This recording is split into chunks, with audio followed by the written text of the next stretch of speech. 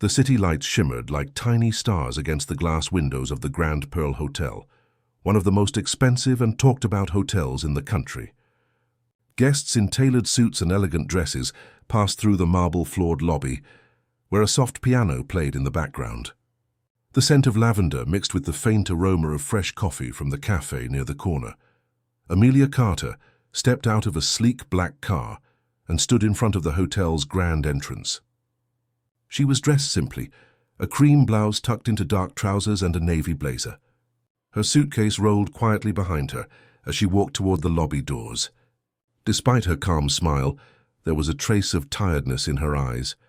She had just returned from a long overseas business trip, and all she wanted was a quiet evening and a good night's sleep. Amelia paused for a moment, looking up at the hotel's tall golden sign. The Grand Pearl, the place she had worked so hard to build. She knew every corner of it, every hallway, every suite, every decision that had gone into its creation. But tonight she wasn't here as the owner. She wanted to arrive unannounced, to see how her staff treated guests when no one knew who she was. She stepped inside, pulling her suitcase gently behind her. The lobby sparkled under the soft lighting. A young receptionist stood behind the counter, her name tag reading Lily. Next to her, another staff member, Mark, was assisting a couple in designer clothes. Their voices were cheerful, but the moment Amelia approached, the tone of the room seemed to change. Lily's smile faded slightly as her eyes scanned Amelia from head to toe. "Good evening," she said in a polite but distant tone. "Can I help you?" "Yes, I have a reservation," Amelia replied. Her voice was calm and warm. "Your name, please." "Amelia Carter." Lily typed the name into the computer and frowned. "I'm sorry, ma'am, I don't see a booking under that name." "Are you sure this is the correct hotel?" Amelia nodded patiently. "Yes, I'm sure. The reservation was made a few days ago. Perhaps check under Carter Group Holdings." Lily glanced at her co-worker, Mark, who shrugged. "We don't usually take corporate names for individual stays," he said curtly. "Are you certain you have the right location? Our sister branch downtown handles more business travelers." Amelia's smile thinned slightly. "No, this one. I've stayed here before." Lily leaned closer to the screen, pretending to type again. Her tone changed subtly. "Ma'am, unfortunately, we're fully booked tonight. There are no rooms available." "But I have a confirmed reservation," Amelia repeated gently. Mark sighed loudly. "Ma'am, we're very busy. If you'd like, we can call another hotel nearby. They may have something more suitable." The way he paused before the word suitable made Amelia's heart tighten. She had heard that tone before, years ago, when she had started her business, and people doubted her abilities because of the color of her skin or the quiet way she carried herself. Still, she stayed composed. "I'd appreciate if you could double-check. The reservation should be under Carter Group Holdings." Lily gave a quick smile that didn't reach her eyes. "I'm sorry, ma'am, but as I said, there's no record. You can try calling your travel agent." Amelia took a deep breath. "Can I speak to the manager, please?" Mark glanced at her suitcase, then at her blazer, and shook his head. "Our manager is busy right now. You'll have to wait." Amelia stepped aside, watching as they greeted the next guests, a man and woman who had just arrived in an expensive car. Their smiles were wide again. They offered complimentary drinks, carried their bags, and even bowed slightly as the couple walked to the elevator. When the desk was free again, Amelia tried once more. "I'm not sure why there's confusion," she said quietly. "Can I please speak to someone in charge?" Lily crossed her arms. "Ma'am, as I said, the manager is unavailable, and without a valid booking, we can't let you stay here. This is a private luxury establishment." Amelia looked at her calmly. "I understand, but this hotel is supposed to value hospitality, isn't it?" Lily frowned, growing defensive. "Ma'am, please don't raise your voice." Amelia hadn't raised her voice at all. Her tone was steady, but it was clear the staff had already made their judgment. To them, she wasn't a successful businesswoman. She wasn't a respected figure who owned half the properties in this district. She was just another stranger who didn't look the part of their high-profile clientele. Amelia looked around the lobby, at the polished floors she had approved, at the chandelier she had selected from Paris, at the smiling faces of guests enjoying the service she had envisioned. This was supposed to be a place where everyone felt welcome, And yet standing there, she felt like a stranger in her own home. "Thank you for your time," she said softly. "I'll find another place to stay." Lily nodded quickly, already turning to another guest. "Of course. Have a good evening." Amelia turned and walked toward the doors. The doorman didn't bother to open them for her. She stepped out into the cool night air, her heart heavy but her mind steady. Outside, her driver, Carl, noticed her expression. "Everything all right, ma'am?" Amelia gave a small smile. "Not yet. But it will be." Carl frowned slightly. "They didn't recognize you." "No," she said, "and I didn't tell them. Sometimes the best way to see people's truth is to give them the chance to show it." Carl nodded slowly, unsure what she meant. "Would you like me to take you somewhere else?" "Not yet," Amelia said. "Park the car nearby. I won't be long." She pulled out her phone and made a short call. "Good evening, Patrick," she said when the voice on the other end answered. "I need you at the Grand Pearl in 15 minutes. Bring the management files and call security to meet us in the lobby." Quietly, Patrick hesitated. "Ma'am, is everything all right?" Amelia smiled faintly. "It will be. I just think our staff needs a little reminder of who they're working for." She walked toward a nearby cafe and sat by the window, sipping a cup of coffee as she watched the hotel entrance. 15 minutes later, a black SUV pulled up, and 2 members of her executive team stepped out, followed by the hotel's senior manager, who looked confused and nervous. Amelia stood, straightened her blazer, and walked back toward the Grand Pearl. As she entered, the same staff who had dismissed her only minutes earlier froze. Lily's mouth opened slightly, but no words came out. Mark's confident posture vanished instantly. The manager quickly approached her, his voice uneasy. "Ms. Carter, we weren't expecting you tonight." Amelia gave a polite smile. Clearly, the entire lobby went quiet. Guests paused, curious about what was happening. "Would you mind gathering your staff, Mr. Hale?" she said, her tone still calm. "We need to have a brief discussion." The staff began to gather, exchanging worried glances. Lily and Mark stood near the desk, pale and silent. Amelia looked around the room, her eyes firm but not harsh. This hotel was built on a promise of respect, dignity, and fairness. No matter who walks through those doors, they should be treated as a guest. Today I came in as a stranger, and I was reminded how easily judgment replaces kindness. No one dared to speak. She turned to Lily and Mark. "You both looked me in the eye and told me there were no rooms available. You lied. Not because the hotel was full, but because you made an assumption about me. I hope this moment teaches you something about what it means to represent this company." Her voice was calm, but every word carried weight. "Effective immediately, you're dismissed. HR will contact you tomorrow for formalities." Lily's eyes widened. "Ma'am, please, this isn't about punishment," Amelia said gently. "It's about principle." The manager stood stiff, unsure what to do. Amelia turned toward him next. "And you, Mr. Hale. You were unavailable when a guest needed assistance. That's unacceptable. We'll discuss your position in my office tomorrow morning." He nodded quietly, his face red. Amelia glanced around the lobby once more, then said, "This hotel represents something larger than comfort or luxury. It represents respect. Let's never forget that again." She turned and walked toward the elevator, her steps steady, her face calm. The staff watched silently, realizing that the woman they had judged was not a guest to be dismissed. She was the very reason they had a job. As the elevator doors closed, Amelia finally exhaled. She looked at her reflection in the mirror inside the elevator and whispered softly, "Sometimes silence speaks louder than anger." Outside, the city lights continued to sparkle, unaware that inside the Grand Pearl, the entire staff had just learned the most important lesson of their careers. The next morning, sunlight poured through the glass windows of the Grand Pearl Hotel. Guests moved about cheerfully, unaware of what had unfolded the night before. But inside the staff quarters there was tension.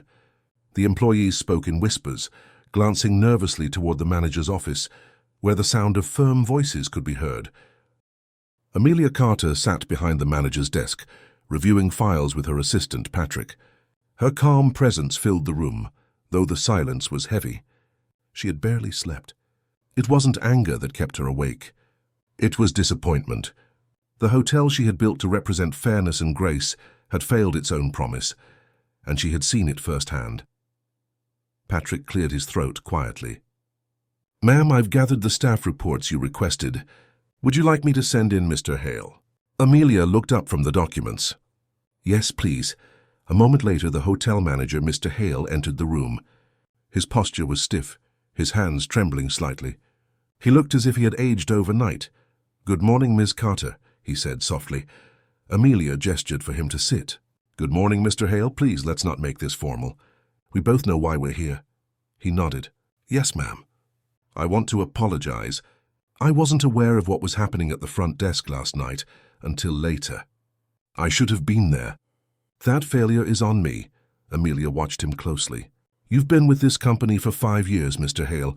In that time, we've grown, expanded, and built a reputation that people trust. But what happened last night makes me wonder if that trust means the same thing to everyone who works here. He lowered his eyes. I understand completely, do you? She asked quietly. Because when a guest, any guest, is turned away because of how they look or what someone assumes, it means we've forgotten who we serve. Mr. Hale's throat tightened. I understand, ma'am. I failed to lead by example. Amelia nodded slowly. You did. But I believe in correction, not destruction. You'll keep your position, but starting today you'll be directly responsible for retraining the entire staff. Every member, from reception to housekeeping. I want new policies drafted, new ethics guidelines, and a culture that reminds everyone that kindness is not optional. Relief washed over his face. Thank you, ma'am. I won't let you down again. Amelia's tone softened slightly. I'm giving you a second chance, Mr. Hale. Not because of your title, but because I believe people can change when they're reminded of why they started. He stood and nodded respectfully. Understood. As he left, Patrick looked at Amelia. That was generous of you, Amelia sighed. Power isn't measured by how many people you fire, Patrick. It's measured by how many you help grow. Patrick smiled faintly. You've always believed that. Yes, she said, looking out the window. Because I've been on the other side of judgment more times than I can count. Later that morning, Amelia called for an all-staff meeting. The employees gathered in the grand ballroom, standing nervously in neat rows. Some looked ashamed, others curious. The chandeliers sparkled above them, but the room felt heavy with anticipation. Amelia stepped onto the small platform at the front. She wasn't holding papers or notes. She didn't need them. Her presence alone commanded attention. Good morning, she began. Her voice was steady yet warm. I know many of you are surprised by what happened last night. I came here quietly, without announcement, because I wanted to see this place from the eyes of a guest. What I found disappointed me deeply. She paused, letting her words sink in. No one moved. I didn't come here to shame anyone, she continued. I came here to remind you why we exist. The Grand Pearl isn't just a building with marble floors and golden lights. It's a promise that every guest who walks through our doors feels respected, regardless of who they are, where they come from, or what they wear. Her eyes scanned the crowd until they found Lily, the young receptionist from the night before. Lily looked pale, her eyes glassy with tears. Amelia continued gently, We all make mistakes. I've made them too. But what defines us isn't our mistakes. It's how we correct them. Lily lowered her head. I'm sorry, ma'am, she whispered, her voice trembling. Amelia nodded. I know you are. That's why I'm not here to punish you again. You'll both go through retraining and start from the basics. You'll learn what hospitality really means. This time, not from manuals, but from experience. Lily and Mark nodded silently, relief mixed with shame in their eyes. Amelia's tone softened further.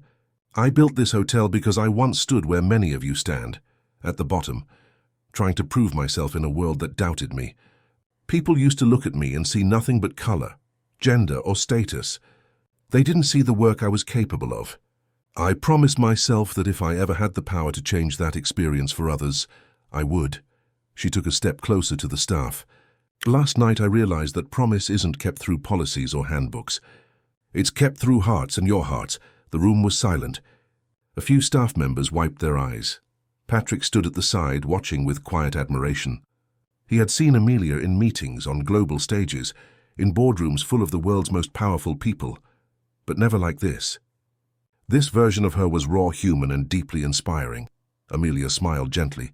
Starting tomorrow, we'll begin a new program called Guest First. Every employee will spend 1 week shadowing real guests, learning how it feels to be served, judged, or ignored. I want you to remember that hospitality isn't just service. It's empathy. A small wave of murmurs went through the room, not of fear but understanding. When the meeting ended, Amelia walked out to the lobby. The morning light streamed through the glass doors, bouncing off the marble floors. She paused for a moment, letting the warmth of the sunlight touch her face. Patrick joined her. "You handled that beautifully, ma'am," she smiled. "Because I wasn't teaching them about rules, Patrick. I was reminding them about humanity." He nodded. "That's why people respect you." "Respect," she said softly, "has to be earned every day." Later that afternoon, Amelia walked through the hotel alone. She visited the kitchen, the housekeeping rooms, and the garden area. Everywhere she went, people straightened up nervously, but she only smiled and asked simple questions. "How is your day? Do you like working here? What do you think we could do better?" Most were surprised by her warmth. Some even shared their struggles. Long hours, tight schedules, and guests who were sometimes rude. Amelia listened to each story carefully, nodding and taking notes. She wasn't just a boss that day. She was a listener. By the end of the day, the tension in the hotel had started to ease. The fear that had filled the air was replaced by a quiet respect. People began to talk among themselves about how they could make things better. Even Lily and Mark, though still embarrassed, began helping guests with more genuine smiles. That evening, Amelia sat in the hotel cafe with a cup of tea, watching the lobby from a distance.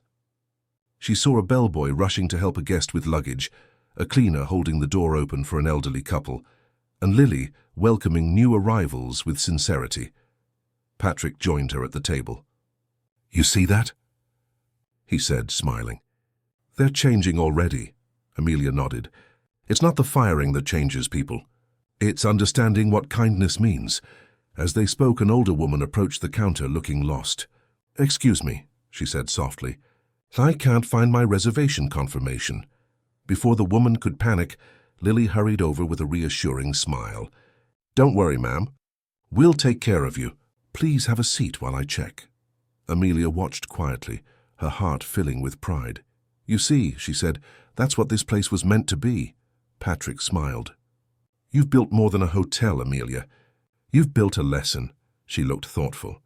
"Maybe that's what leadership really is. Not control, but guidance." When night fell, Amelia walked out to the hotel balcony that overlooked the city.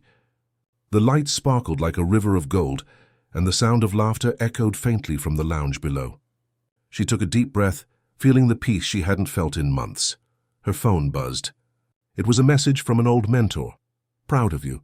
A true leader teaches through example." She smiled softly and replied, "Still learning every day." As she put the phone away, she thought about how different things might have been if she hadn't walked into her own hotel that night unrecognized. That single experience had shown her more about her company and herself than any report or meeting ever could. Sometimes life's lessons come disguised as inconveniences. Sometimes humility walks through the same door as pride and wins. Amelia looked at the stars one more time before heading back inside. Tomorrow would bring new challenges, but she felt ready, because she had rediscovered what truly made her business and her life worth building. The next week brought a quiet transformation within the walls of the Grand Pearl Hotel. What had once been a place of polished surfaces and silent judgments began to feel more human. Smiles appeared where formality used to hide. Staff who once spoke in rehearsed politeness now greeted guests with genuine warmth. Amelia Carter had made it her mission to be present, not as a distant owner, but as a visible leader. Every morning she arrived early, walking through the lobby unnoticed by many guests but observed carefully by her employees. She didn't issue orders. She simply listened, observed, and set an example. She joined the housekeeping team one morning, folding towels and arranging rooms beside them. The staff watched in quiet disbelief. The woman who once held global conferences and made headlines in business magazines was now helping make beds and restock soaps. When one of the housekeepers, a kind woman named Sophia, hesitated to let her help, Amelia smiled and said, "Leadership doesn't mean standing above.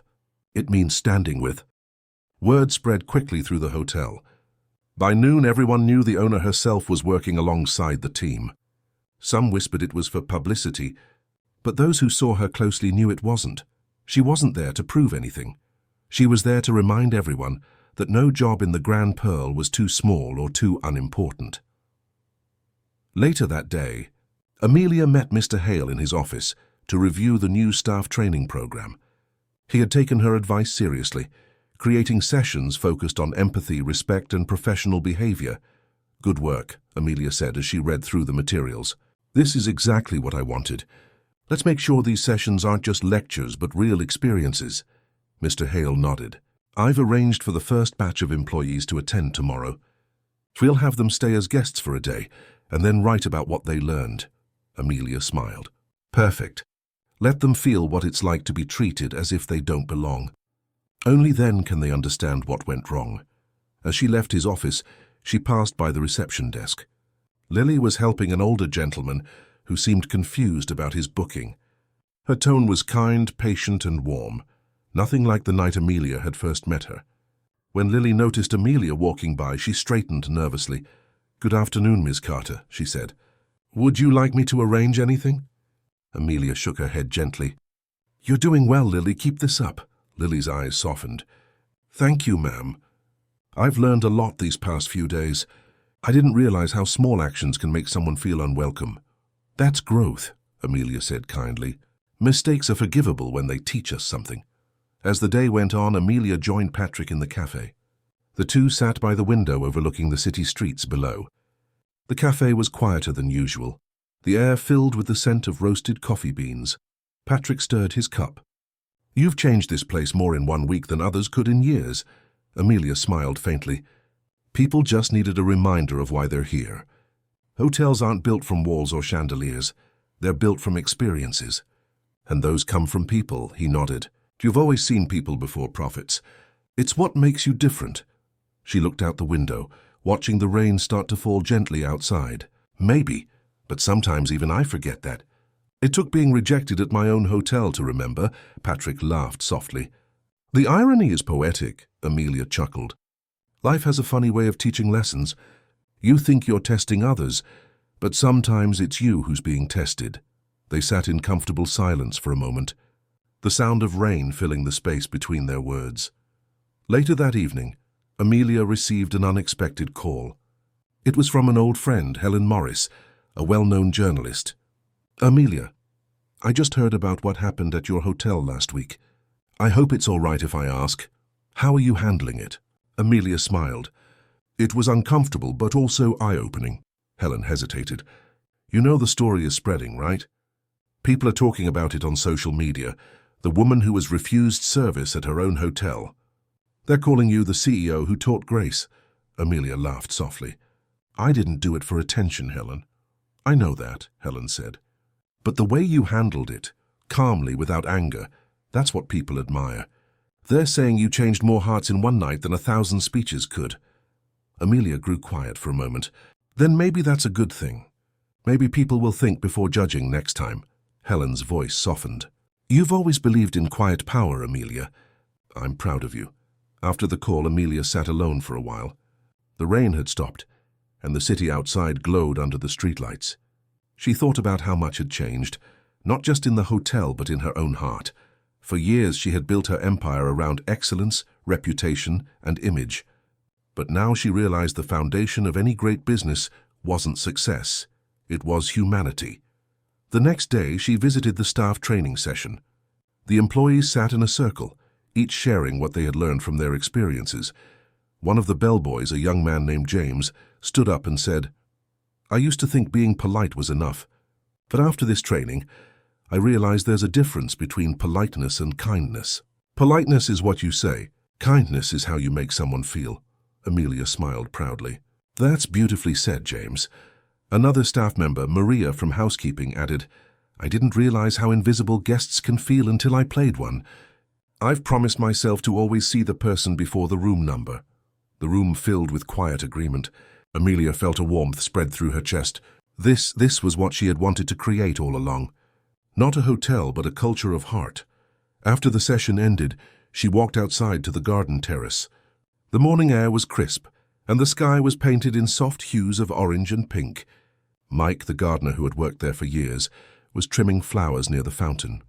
"Morning, Ms. Carter," he greeted cheerfully. "Morning, Mike," she said, smiling. "The garden looks lovely." "Thank you, ma'am. I've been adding more color like you suggested last season." Amelia nodded approvingly. "It's perfect. It feels alive," he grinned. "That's what I tell the staff too. Plants are like people. Give them care and they'll grow beautifully." She smiled, appreciating his wisdom. "You're absolutely right." Later that afternoon, a luxury tour group arrived, 12 guests from different countries. The staff greeted them with confidence, offering refreshments and smiles. Amelia observed quietly from a corner, her heart swelling with pride as she watched how smoothly and kindly everything flowed. Lily led the check-in process flawlessly, even managing to calm a tired guest who had misplaced his booking confirmation. Mark handled the luggage with care, offering warm conversation instead of the formal silence he used to keep. Amelia turned to Patrick, who stood beside her. "They've come a long way," he smiled, "because you led them with patience, not fear." As the last guest checked in, Lily caught Amelia's eye across the lobby and smiled. Amelia returned the gesture with a proud nod. That evening, Amelia decided to stay in one of the hotel suites for the first time since that night. When she entered, she noticed small touches she hadn't seen before: a handwritten welcome card, a flower on the table, and a note that read, "To our most valued guest, thank you for teaching us what service truly means." Her eyes softened. She sat on the edge of the bed, holding the card, feeling a quiet satisfaction that went far beyond business success. As she looked around the suite, she thought about her younger self, the girl who had once been told she didn't belong in certain places, who had to work twice as hard to be taken seriously. That same girl now owned the hotel that once might have turned her away. She smiled, whispering softly, "You made it." The next morning, she joined the breakfast service downstairs. Guests greeted her warmly, unaware that the woman sitting among them was the owner. A little boy waved at her from across the room, and she waved back, laughing. Mr. Hale approached her with a grateful smile. "The staff wanted me to tell you something," he said. Amelia looked curious. "What is it?" "They've decided to name the new staff lounge after you, the Carter Room. They said it reminds them to serve with the same heart you showed." Amelia's chest tightened with emotion. "That's thoughtful." Mr. Hale nodded. "They admire you, ma'am." "We all do," she smiled gently. "Then I hope they remember that this isn't just my story. It's theirs too." Outside, sunlight bathed the streets of Brookville.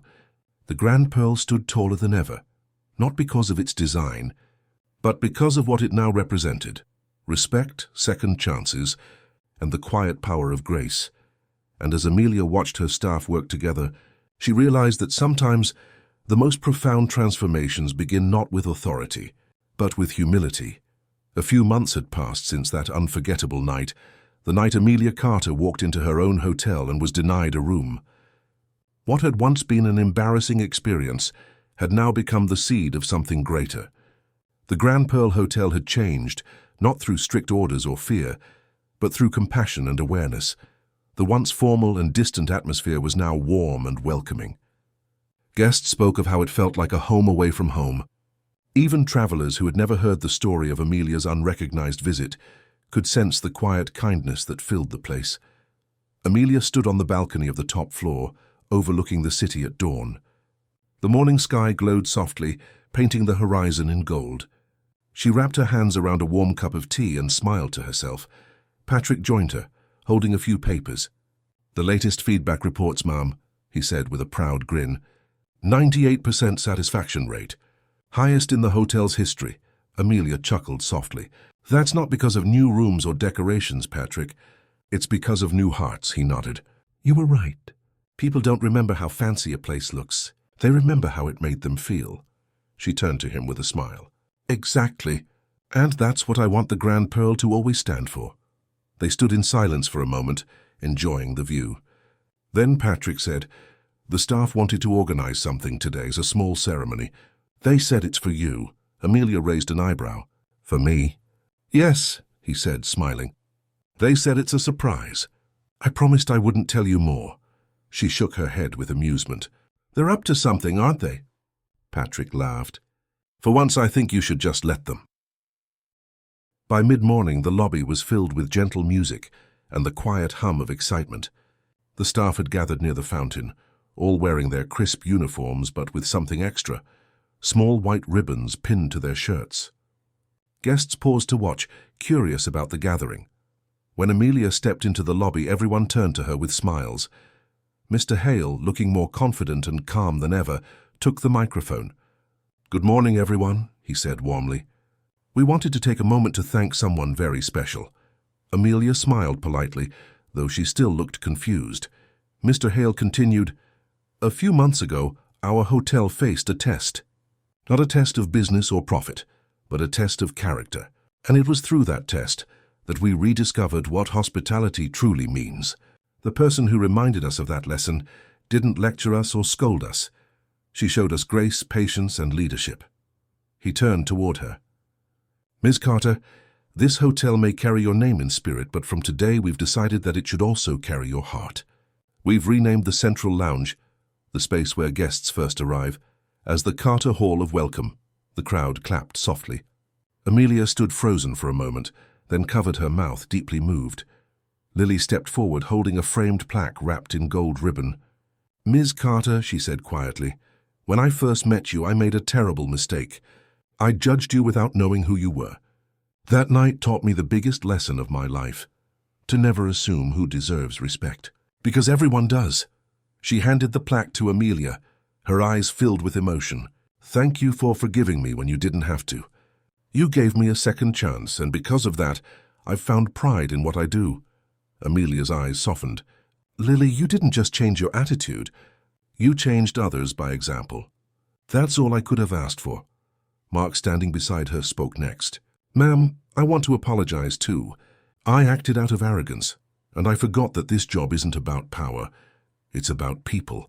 You gave us our jobs back when most wouldn't have. And now I understand why." Amelia smiled gently. "You both have grown more than you realize. Mistakes can be teachers when we let them." As the applause continued, Patrick whispered, "You've changed their lives, Amelia." She shook her head slightly. "No, Patrick. They changed themselves. I just opened the door." After the ceremony, Amelia stayed in the newly named Carter Hall of Welcome. The plaque had been placed near the entrance, engraved with a simple quote she had once said, "Hospitality begins where judgment ends." She ran her fingers lightly over the words, feeling both humbled and proud. Lily approached her again, shyly. "Ma'am, there's one more thing we'd like to do, if it's all right." Amelia raised an eyebrow. "Go ahead." Lily smiled nervously and motioned toward the entrance. The staff opened the doors, and outside, a group of children from a local school stepped in, holding small cards and flowers. They were from the community outreach program Amelia had started years ago, a scholarship initiative for underprivileged youth. The children handed her the cards, each one saying, "Thank you for believing in us." Tears filled Amelia's eyes as she knelt down to speak to them. "You don't need to thank me," she said softly. "Just promise me something. When life gives you success, use it to lift someone else." They nodded eagerly, their faces glowing with innocence and gratitude. Mr. Hale approached with a smile. "We thought this would remind everyone where your vision began, not with money but with heart." Amelia laughed lightly, wiping her eyes. "You're all going to make me cry in my own lobby." The staff laughed gently, but the warmth in the room was unmistakable. Later that evening, after the guests and staff had gone back to their routines, Amelia walked through the hotel alone. The sound of soft music drifted from the piano in the lounge, and the faint chatter of guests filled the background. Everything felt alive again, not just luxurious but full of soul. She paused near the front desk, the same place where months ago she had been turned away.